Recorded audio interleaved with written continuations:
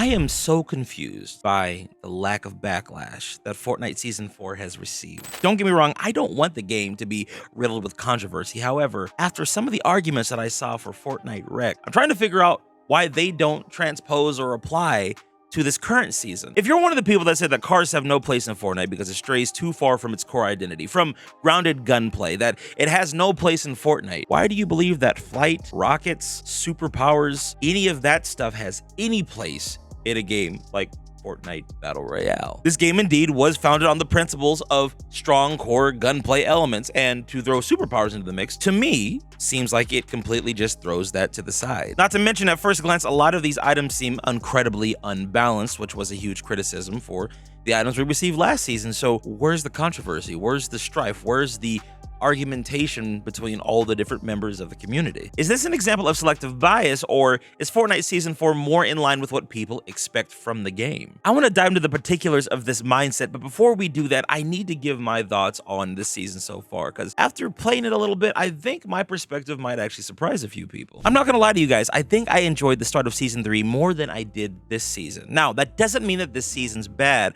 I just think that for me, there is a bigger learning curve that I need to adjust to than I did last season. The other thing is too, when it came to Wrecked, I knew exactly what to expect even before I played the game. I knew that the cars were going to be busted. I knew that I was going to be driving around with turrets, shooting at people, blowing up stuff. I knew that people were going to run me over. This is what I signed up for. Even with the addition of the Doomfist and the Nitro, which are things that kind of gave me a curveball, for me, all they did was enhance the season's theme. It didn't really take away anything. Now, for the people that didn't like Season 3, I completely understand why you don't, and I'm not here to argue with your personal feelings and why you did not enjoy that season. And if you like Season 4 more than Season 3, I get that too. That would actually not surprise me. I think there's actually an insane amount to enjoy this season. As a matter of fact, I would argue that Fortnite has come out with 2 banger seasons back to back. However, the issue that I'm having is a problem with consistency, and I don't mean in terms of how the game is played from season to season. I'm talking about me performing the same actions each and every round that I play. Sometimes I feel like even though I'm doing the same action, I'm getting a different result than I did in a previous round. For example, with the new shotgun, as much as I love it, sometimes I feel like the weapon is not shooting when it should be. Maybe I'm just not used to the rhythm yet, but sometimes at close range, it feels like I'm firing the gun and either I'm shooting a blank or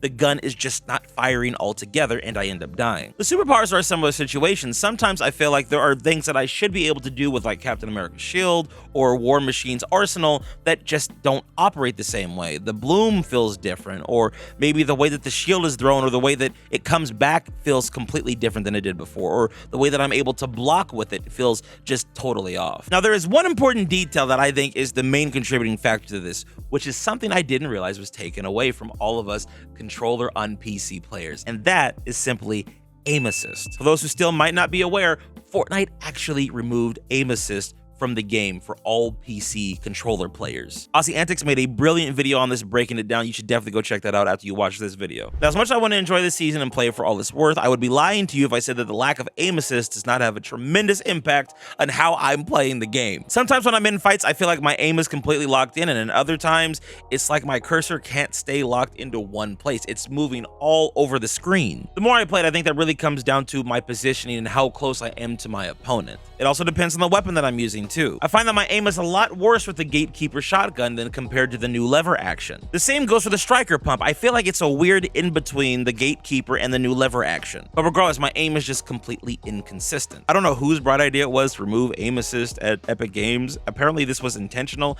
I don't know how true that is, but if it was intentional, it needs to go back to the way that it was. From my understanding, we had aim assist for the first 3 seasons of Fortnite, so I don't understand why it needs to be taken out in the 4th season. And listen, I'll be completely straight up, ever since the start of Fortnite Chapter 3, aim assist has just felt weird on controller on PC. Like, there were times where it felt stronger. For example, in Chapter 4, Seasons 1 and 2, it actually felt pretty decent, but even then, it would just feel inconsistent in certain fights. I remember I hated the Havoc pump shotgun when it first came out because I just could not get the aim assist down on it. I think after a couple of updates, it kind of balanced out, and then I started really being able to hit some consistent shots. Now, my issues with aim assist put to the side, I still have a couple of problems when it comes to the actual loot pool, or specifically the superhero meta. The hitboxes on Captain America's shield make absolutely no sense. I can shoot someone in the head or from their feet at long range, and they will take absolutely no damage if that shield is in front of them. The hitboxes definitely need to be adjusted. War Machine's arsenal, I've heard several people compare it to the mechs, and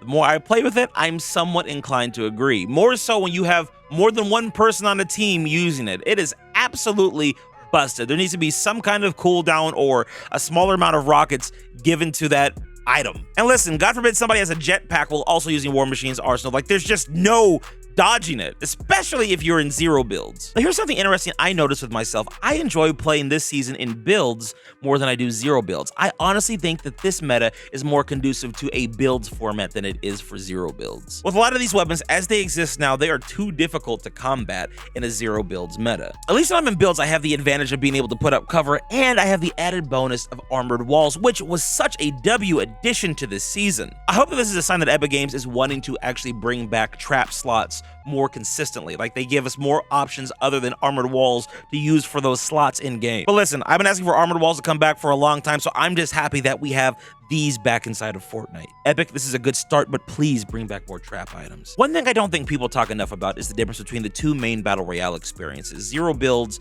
and builds. Depending on the meta that exists inside the game, one of those two versions is going to be the stronger meta to play. For example, last season I thought zero builds was the more fun meta. With stuff like Nitro and the Doomfist existing in the game, I'm not worried about people busting through my walls because I can't put up any inside of zero builds. Not to mention, zero builds is already a positioning heavy meta where you have to really pay attention to where you are in the map and pay attention to your surroundings. So because of that, I'm already primed to look out for areas where I can get away from cars. In builds, I don't feel like a lot of players were thinking about those options. And because the Nitro is so powerful and you could just break through everybody's boxes, yeah, it was completely busted. It ruined the core gameplay style of that mode. Now, switching back to this season and this meta, I just feel like this is a theme that is more in line with people that play builds. If I'm playing squads and zero builds and you and your teammates are bunched up next to each other, I'm gonna throw Captain America's shield, and there's a good chance I'm gonna knock at least one of you if your health is low. With builds, at least I have the advantage of boxing up. I think you can see the distinction that I'm making here. There is a clear difference between the meta of builds and zero builds, and more specifically, how metas are carried out. I just feel like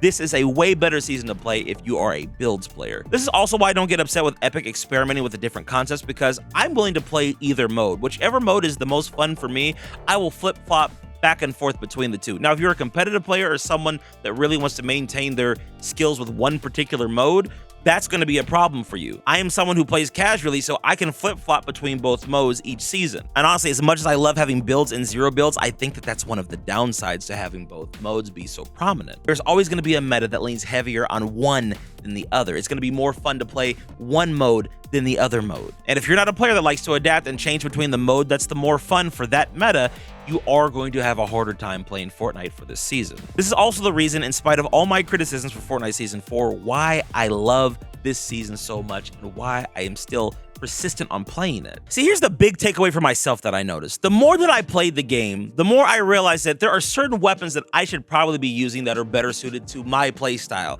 I should not be trying to use every single weapon and every single superpower that exists in this game. Yeah, sure, at some point I'll pick up everything and try it all out, but I noticed that there are just some items that I should be using for my play style. Specifically the jetpack and Captain America's shield. I don't enjoy using War Machine's arsenal as much. I will pick it up if it's there and I will mess around and play with it, and it is fun, but it's not as much fun as using an AR or the new shotgun in conjunction with Captain America's shield and being able to fly around with the jetpacks. But that's for my playstyle, and I know that a lot of you guys are going to enjoy playing a completely different way, but that's the genius of this season, and the beauty of it is that this season, once again, caters to different play styles and different play patterns. Anytime a Fortnite season does that, that is a huge advantage. That is a huge W in my eyes. Variety of weapons and play styles always makes the gameplay more dynamic and exciting. And even though there are some balancing issues, I still think that there is a lot to enjoy with how the game exists right now. However, someone like me, there's just a really big learning curve to getting used to this meta. One of the other things that I noticed the more I played was that there was a specific or a unique rhythm to this season. There is a certain flow in which the gameplay follows, and I was trying to to play this season like it was last season, and I can't do that. I have to now conform my playstyle to how this meta or this season is supposed to be played. And the more games I played, the more rounds I had, and also by me switching back and forth between builds and zero builds, I started to learn what I liked more, not just from which mode I preferred between the two, but also which weapons I liked in each mode. What I've learned after playing every single season of Fortnite ever is that sometimes you have to give yourself a bit of time to kind of get used to the meta. Like, you have to kind of ease yourself into playing. You can't just always jump into a new season right away and be expected to be good out the rip. Sometimes you're going to get your butt kicked. When I played with Loot Station earlier last week, we got destroyed almost every round we played. I think I've only won 3 games in total so far this season. And once again, I know everybody's going to say, skill issue, you suck, you're trash. Fine. That might entirely be the case. I just need to work on getting better at the game, but that's part of the fun for me. I am actively working at getting better at the season by adapting and adjusting to what this meta is supposed to be and what the game is trying to get across for this season's gameplay. Now, with that being said, let's talk about the people that can't adapt. All you competitors. Okay, I'm joking. Okay, I'm messing around. Don't get too mad. Everybody relax. I will say, though, for the people that genuinely hated playing last season, how do you feel playing right now? Like, with all these superpowers and all these different mythical items and the new medallions and everything in the game, how do you feel about Fortnite Chapter 5 Season 4? Like, what's the difference to you? I feel like if your argument was, I hated the cars because they have no place in Fortnite and they stray too far away from what the game actually is, why don't superpowers do that? Like, why don't superpowers fit into that same category? Fortnite was not designed to be a video game, which was about people flying around shooting laser beams out of the sky. But for some reason, we're willing to give that a pass because it has the Marvel stamp on it. If I'm being fair, I suppose one of the main differences is that this is a season theme that we've had before. Like, we've had a Marvel themed season in the past. Marvel is a beloved franchise and a beloved property, so people are probably more willing to make a pass to have Captain America and Iron Man and all their abilities back in the game than they would be something completely random like cars. We never had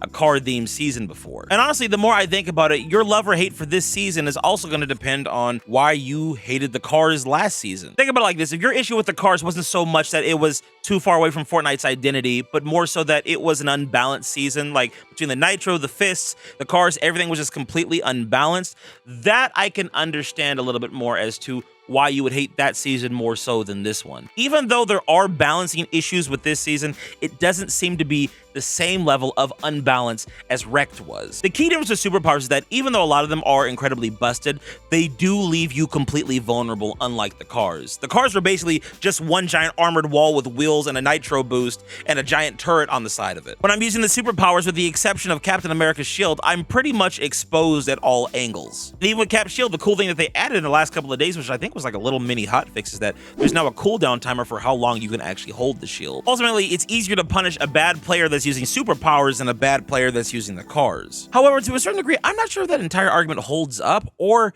if it even matters. I'm not entirely sold on the idea that a player that was using a car is any more overpowered than a player that has Captain America's shield and fully kitted War Machine armor. I'm talking about the automatic turret, the jetpack, and War Machine's arsenal, on top of Captain America's shield with that. Not only is that person a harder target to hit because they're smaller, they also have more flexibility because they have the advantage of a jetpack, which gives them automatic height advantage. And if I don't have a jetpack to counter, I'm pretty much a sitting duck below you, even in some circumstances where I'm playing builds. There's a lot of items that can just become super broken super quick if you're a team that has either half as many items or none of them or just significantly less.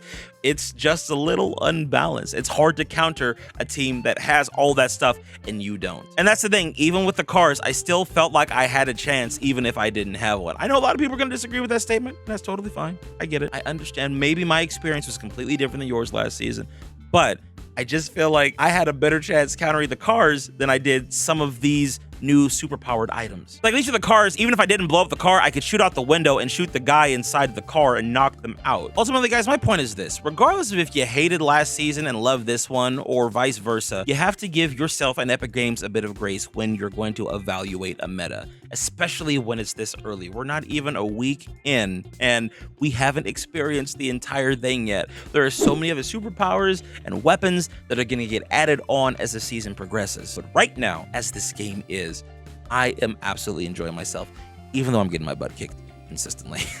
Anyway, guys, these are just my more in-depth thoughts on the season overall. I'm loving it, but I want to know how the people that hated last season are feeling about this one. Why do you love this season more than you did last season? I want to know if your arguments or if your train of logic is just consistent between now and back then. And even if it's not, that's okay too. Sometimes you just like what you like, and I'm not here to argue with your personal preference. But listen, if you're a player that likes more traditional gunplay and wants a more classic version of Fortnite, you may just have to accept the fact that you are going to hate Fortnite Season 4.